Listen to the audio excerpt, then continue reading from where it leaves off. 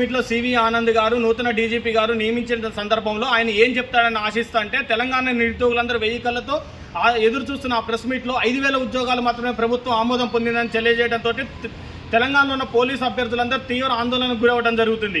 ఎందుకంటే మేము ఎప్పటి నుంచో గతంలో ఉన్న డీజీపీ గారేమో 17,000 18,000 పోస్టులు ప్రభుత్వ ఆమోదానికి పంపినామని చెప్పడం జరుగుతుంది. ఈ డీజీపీ గారేమో 5,000 పోస్టులు మాత్రం ప్రభుత్వం ఆమోదం పొందిందని చెప్తుంది. ప్రభుత్వం ఎందుకు ఆమోదం తెలుపుతుందండి? 20,000 పోస్టులు 3 సంవత్సరాలు అయితే మీ గవర్నమెంట్ వచ్చి ఇంతవరకు ఒక పోలీస్ నోటిఫికేషన్ కూడా వేయలేదు.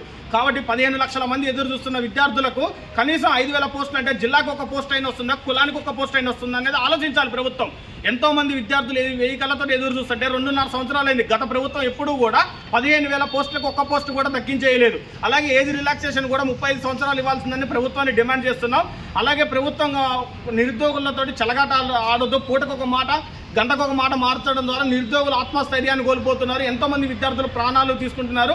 కాంగ్రెస్ ప్రభుత్వం 2 లక్షల ఉద్యోగాలు ఇస్తారని అధికారంలోకి వచ్చిన తర్వాత ఆ మాట నిలబెట్టుకోకుండా గత 3 సంవత్సరాలుగా పోలీసు అభ్యర్థులు నోటిఫికేషన్ ఇవ్వకుండా మానసిక శోభకు గురి చేస్తుంది. ఇప్పటికైనా చేతులు జోడించి వేడుకుంటుంది ఏంటంటే ఇప్పటికే ఈ ప్రభుత్వం వెంటనే ఆర్థిక శాఖ ఉన్న బట్టి విక్రమార్క గారు 20,000 పోస్టులకు ఆర్థిక శాఖ ఆమోదం తెలిపి నోటిఫికేషన్ విడుదల జూన్ 2వ తారీఖులోపు నోటిఫికేషన్ విడుదల చేయవలసిందిగా ప్రభుత్వాన్ని డిమాండ్ చేస్తున్నాం.